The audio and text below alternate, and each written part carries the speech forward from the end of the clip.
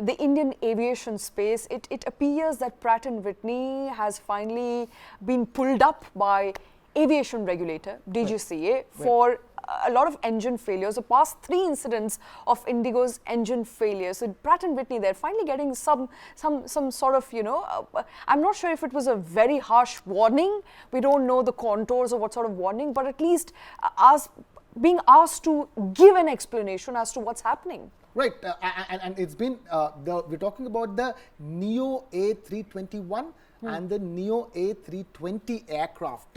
3 Indigo airline aircraft which had faults, flights, 3 flights in a matter of say a week to 10 days getting cancelled because of a fault in these aircraft and the engines of these aircraft. Bear in mind, Indigo has over 300 aircraft in its fleet, and around 40 of them have been grounded simply because of so many issues. And a third of the engines of the aircraft of Indigo belongs to Pratt Whitney. So hence, it becomes all the more important that Pratt Whitney is finally made accountable and final checks are done.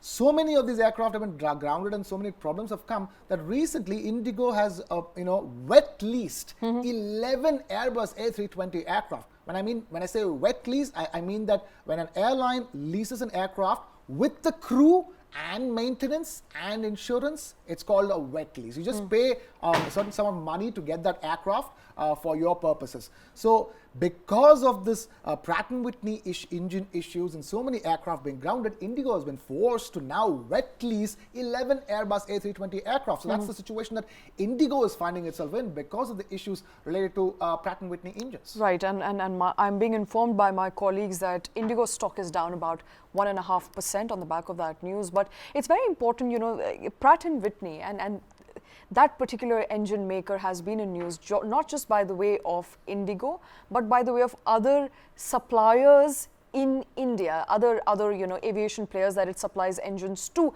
And Pratt Whitney for a very long time has perhaps gotten away with faulty engines, not servicing those faulty engines, but DGCA taking a strong note there and asking Pratt Whitney to come back with a clarification as to what is happening here. Right, they have been asked to put up, Pratt Whitney has been put out a service bulletin within 60 days. And what is a service bulletin? Which is basically telling you the highlights of how you have serviced these engines. As simple as that. It's not even complicated. So Pratt Whitney right now is under a lens of the DGCA. Pratt Whitney has to come out, put out a report saying that, okay, these were the issues in these engines and this is how we fixed them or replaced them as the case may be, so that there is no more security issue or any more issues for aircraft going forward.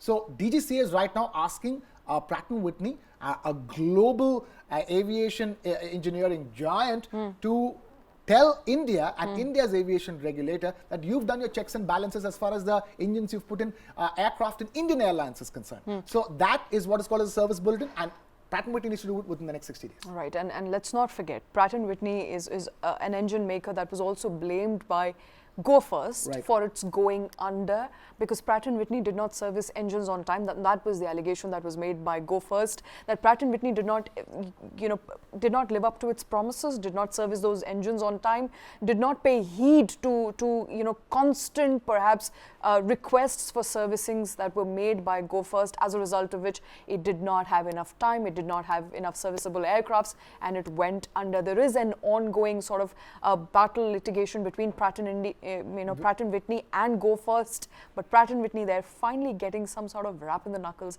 as far as DGCA is concerned, and much needed there. DGCA pulling up Pratt Whitney. We don't know how long perhaps Pratt Whitney has in order to respond to DGCA, but important news there. But on the back of that news, remember, Indigo stock is down almost 1.5%. That is what I'm being informed by my colleagues